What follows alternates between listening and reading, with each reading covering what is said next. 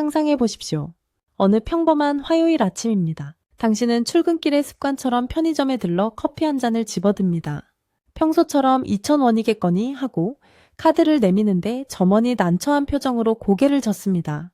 손님, 죄송한데 지금 카드 결제망이 다 막혔어요. 현금만 받습니다. 지갑을 뒤져보니 1,000원짜리 몇 장이 있습니다. 다행이다 싶어 건네는데 점원이 쓴웃음을 지으며 벽에 붙은 안내문을 가리킵니다. 오늘의 커피 20만 원? 당신은 눈을 의심합니다. 어제 2,000원이던 커피가 하룻밤 사이에 100배가 뛰었다니 이게 몰래카메라입니까?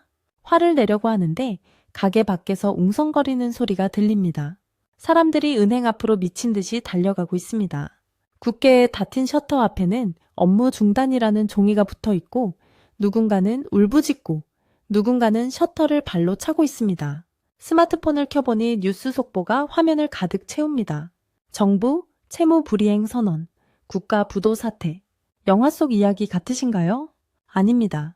이것은 불과 몇 년 전 베네수엘라에서, 그리스에서, 스리랑카에서, 그리고 1997년 대한민국에서 실제로 일어났거나 일어날 뻔했던 현실입니다. 우리는 흔히 국가 파산을 기업이 망하는 것과 비슷하게 생각합니다. 하지만 국가의 파산은 사장님 한 명이 빚더미에 앉는 것과는 차원이 다릅니다.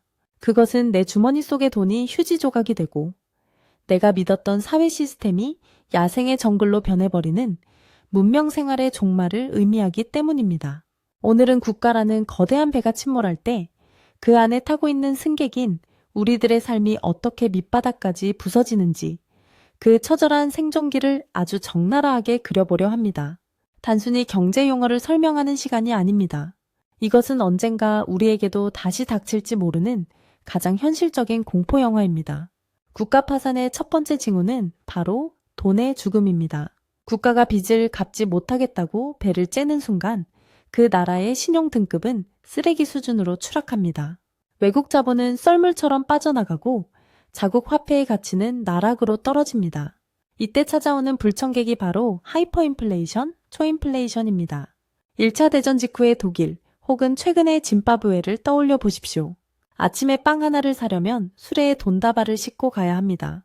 식당에 들어가서 밥을 먹는데 주문할 때의 가격과 밥을 다 먹고 계산할 때의 가격이 다릅니다. 사람들은 돈을 세지 않습니다.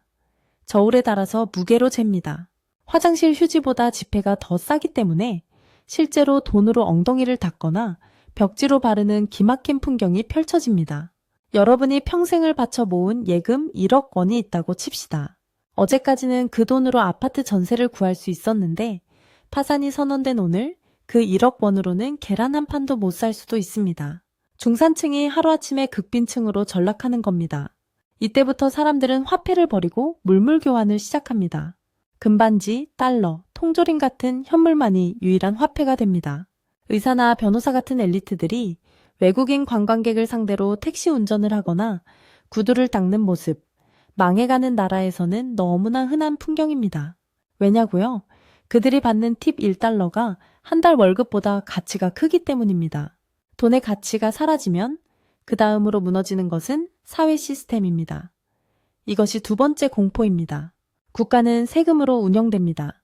그런데 돈이 휴지 조각이 되었으니 경찰, 소방관, 공무원에게 줄 월급이 사실상 없는 셈입니다. 여러분이 경찰이라면 월급으로 쌀 한 줌도 못 사는데 출근해서 도둑을 잡겠습니까? 치안은 마비됩니다. 밤거리는 무법천지가 되고 약탈과 방화가 일상이 됩니다. 슈퍼마켓 주인은 몽둥이를 들고 가게를 지켜야 하고 내 집 앞마당은 내가 직접 지켜야 합니다. 만인에 대한 만인의 투쟁, 홉스가 말했던 자연 상태로 돌아가는 겁니다. 더 무서운 건 의료 시스템의 붕괴입니다. 병원에는 약이 없습니다.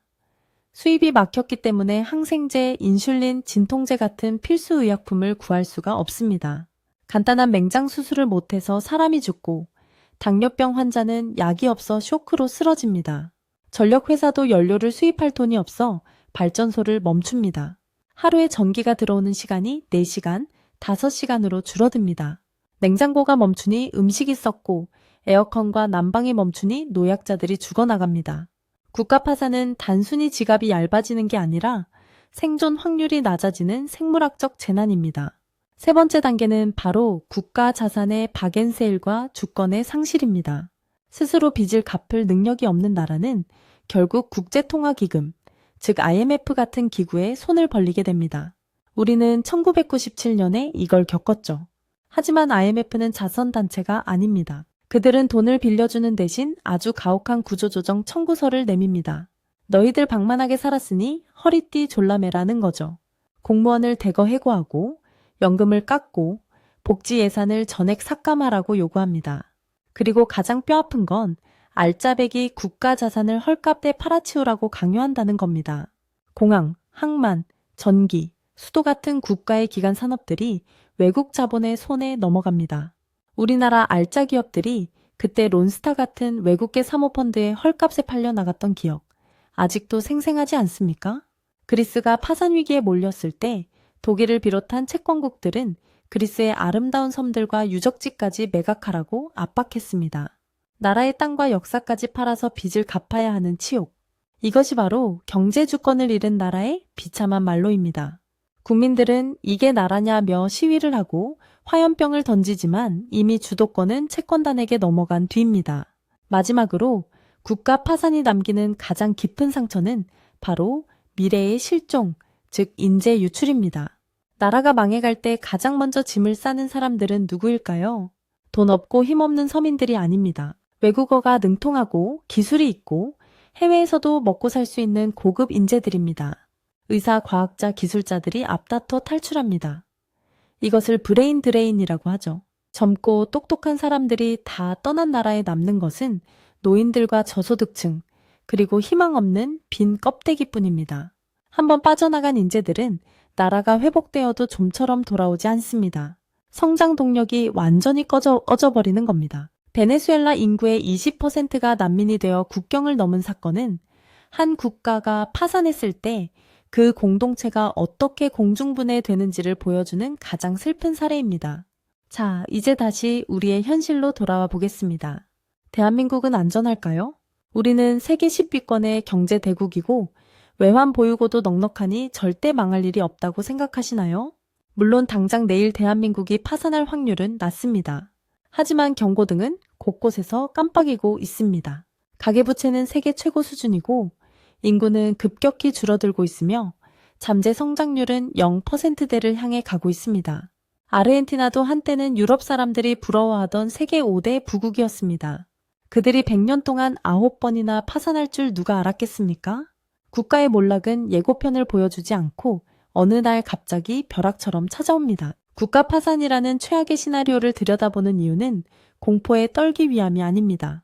우리가 누리고 있는 이 평온한 일상, 아침에 커피를 사고 버스를 타고 병원에 가는 이 시스템이 사실은 얼마나 깨지기 쉬운 유리그릇인지를 깨닫기 위함입니다. 그리고 이 시스템을 지키기 위해 우리가 얼마나 치열하게 고민하고 감시해야 하는지를 기억하기 위함입니다. 내 지갑 속에 10,000원짜리 한 장이 단순히 종이 쪼가리가 아니라 국가라는 신용 위에 서 있는 약속이라는 사실. 오늘따라 그 무게가 조금 더 무겁게 느껴지지 않으십니까? 지금까지 별별 경제학이었습니다.